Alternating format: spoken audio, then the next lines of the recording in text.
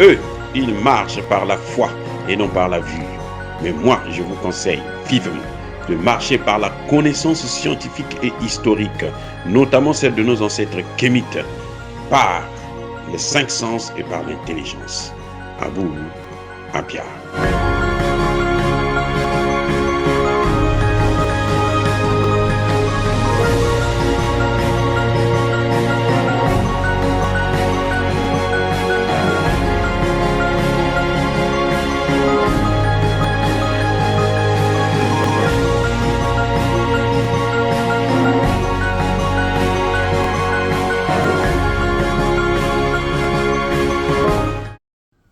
Otep à tous, bienvenue sur la chaîne des panafricanistes par essence, par conviction et par excellence. Celle des citoyens kémites par nécessité et obligation de combat. Nous sommes une chaîne qui n'est guidée que par nos ancêtres et rien que par les ancêtres qui appartiennent à l'égrégore du monde noir. Par conséquent, nous ne croyons en aucun Dieu venu de l'étranger. Toutefois, cette vidéo n'est aucunement destinée à inciter à la haine ou à la violence, car nous menons un combat qui est d'abord et avant tout spirituel, intellectuel et démocratique. Ensuite, il est politique, géopolitique et géostratégique, contre l'impérialisme, le colonialisme, le néocolonialisme et l'endocolonat, qui sont tous qualifiés de crimes contre l'humanité. Nous menons ce combat sur la base du principe fondamental que nous avons hérité de nos ancêtres kémites, qui est celui de la Mahat, c'est-à-dire solidarité, vérité et justice. Vous êtes donc en droit de connaître la vérité et nous avons l'obligation de vous dire la vérité, rien que la vérité, afin que justice soit rendue au continent africain. Et ça, c'est notre modeste contribution dans cette noble lutte en faveur de la souveraineté, la dignité, la solidarité et l'unité africaine. C'est exactement ça que nous appelons le panafricanisme. Bien-aimés frères et sœurs, nous allons vous parler aujourd'hui d'Assimi Goïta, la force tranquille, le cauchemar de l'Occident et de son voisin algérien aujourd'hui. Mais pourquoi cet homme est ainsi? Pourquoi Assimi Goïta n'est pas comme les autres, n'est pas comme ses prédécesseurs? Je voulais parler de ses prédécesseurs immédiats. Alpha Omar Konaré, Toumani Touré, Ibrahim Boubacar Keïta. Pourquoi il n'est pas comme cela? Et c'est ça le vrai problème qu'il faut comprendre. Assimi Goïta a une particularité. Contrairement à ce que l'on peut croire, Assimi Goïta n'a pas grandi à Bamako. Assimi Goïta n'a pas fait sa vie à Bamako. Assimi Goïta est venu à Bamako tout récemment. Assimi Goïta est un homme du Nord. Assimi Goïta a travaillé, a fait toute sa carrière dans le Nord. Assimi Goïta connaît mieux le Nord du Mali que le Sud ou Bamako. Ah, je reviens. Assimi Goïta connaît mieux le Nord du Mali que quiconque. Voilà l'une de ses forces. Assimi Goïta a expérimenté la trahison internationale de la communauté dite autoproclamée internationale.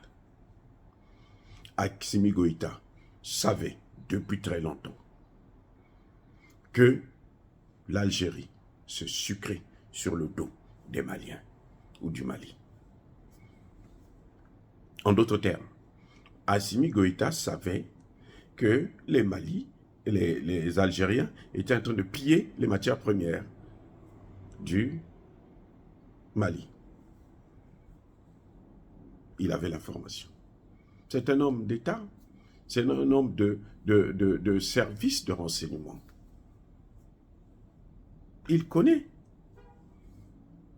il sait Et il savait qu'il y a des tunnels qui partent du Mali pour aller sortir en Algérie. Et c'est à travers ces tunnels-là qu'on faisait traverser les matières premières. Si ça ne prenait pas l'avion, bien sûr. Ça circule. Ouais, vous vous rendez compte, l'Algérie a des tunnels qui viennent sortir au Mali. Donc, ils prennent les matières premières, pétrole, gaz, or, tout ce que vous voulez, lithium et autres. Ils traversent avec, ils sont bons. Et c'est comme ça que l'Algérie s'est enrichie. Énormément.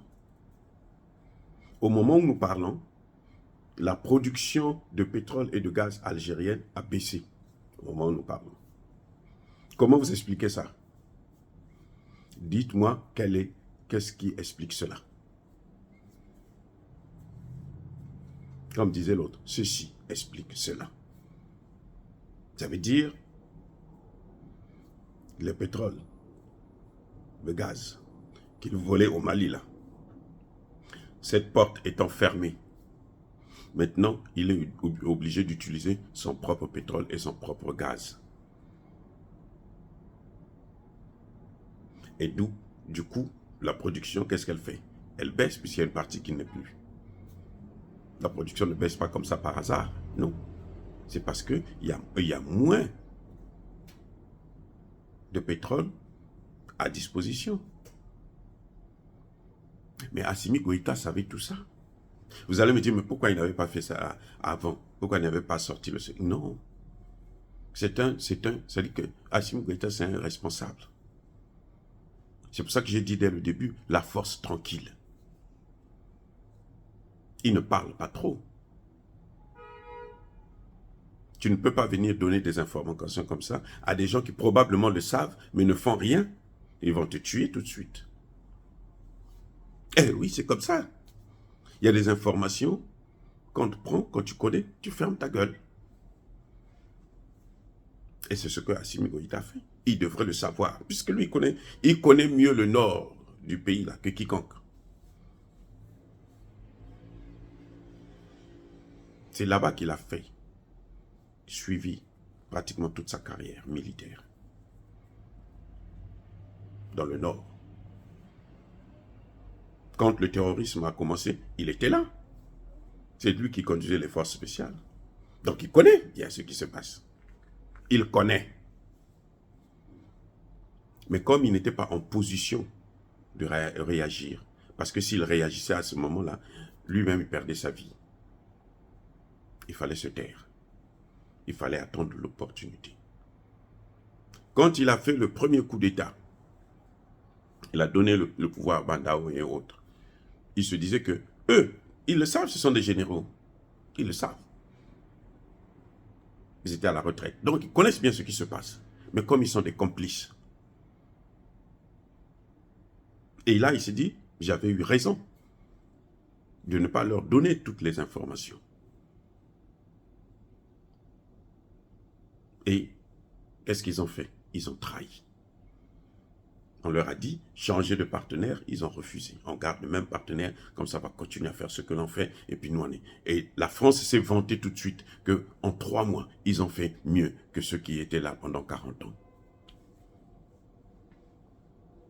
Un pouvoir issu d'un coup d'État. Voilà pourquoi ces gens ont des problèmes. L'Algérie a des problèmes. Le problème, c'est Assimi Goïta. Parce qu'il connaît bien le dossier. Il connaît bien le terrain. Dans la Bible, on dit,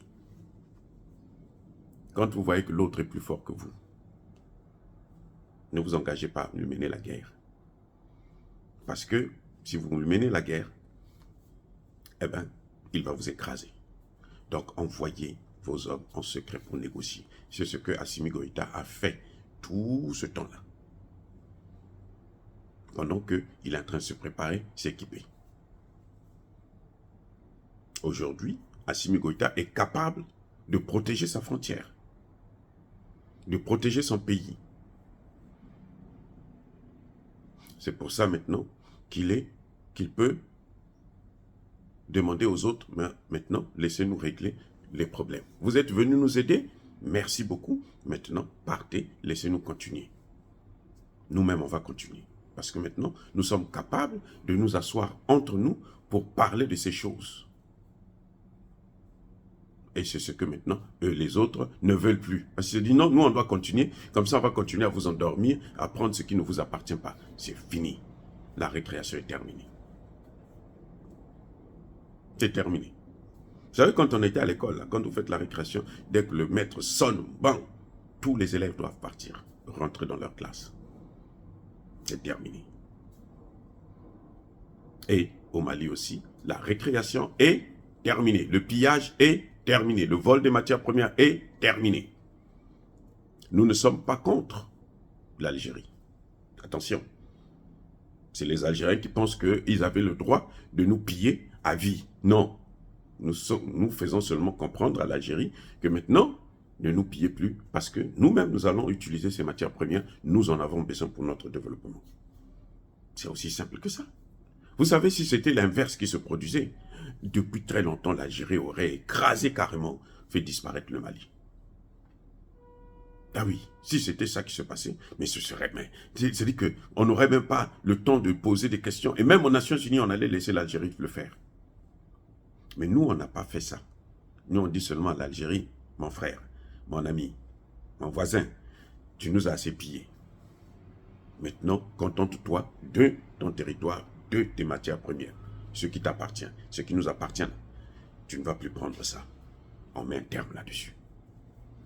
Et vous entendez des Algériens qui demandent quand même à Assimi Goïta d'aller en Algérie pour aller rencontrer Tebboune. Comme si nous, on était toujours leurs esclaves. Tu vois, ils sont toujours à l'époque de 1400 ans d'esclavage là, qu'ils continuent à entretenir. Ils pensent que nous allons continuer encore à suivre ça. C'est fini. C'est terminé ça. La récréation est terminée. On a sifflé la fin. Et Assimi Goïta assume maintenant ses responsabilités. Dire cela, c'est inciter à la haine ou à la violence. Non. Il y a Paco Hervé, il y a Malem. Encore une fois de plus, bien-aimés frères et sœurs, je persiste et je signe.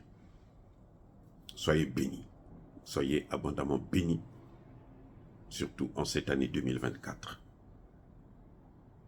Mais que tous ceux qui persécutent le continent africain, le pillent et le déstabilisent, qu'ils soient noirs, blancs, chinois, arabes, juifs, indiens ou qui qu'ils soient maudits, punis, foudroyés, neutralisés, écrasés par le Dieu des Kémites et par nos ancêtres angélisés. Vive l'Afrique éternelle, j'ai dit et j'assume.